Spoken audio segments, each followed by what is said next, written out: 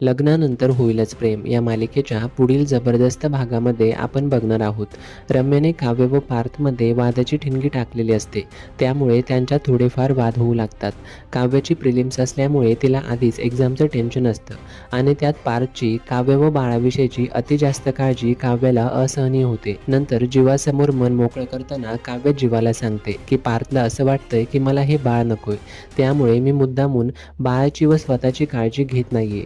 नंतर आर्या ही जीवा आणि नंदिनीला सोनोग्राफीचे रिपोर्ट्स दाखवत म्हणते की सोनोग्राफीचे रिपोर्ट्स आले आहेत आणि सगळं काही व्यवस्थित आहे.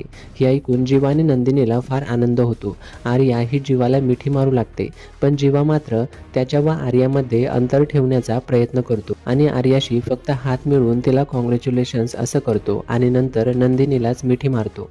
हे बघून आर्याला खूप वाईट वाटतं, पण नंदिनी मात्र आर्याकडे बघू लागते, जणू काही ती डोळ्यांमधूनच आर्याला सांगत आहे की जीवावरती तुझा काहीच हक्क नाही. तुझ्या पोटातला बाळ आम्हा दोघांचा आहे आणि जीवा फक्त माझा आहे. आता मालिकेच्या पुढील भागामध्ये काय होणार हे बघणं रंजकदार असणार आहे. तर या मालिकेच्या पुढील अपडेट्सकरिता लगेचच चॅनेलला सबस्क्राईब करा.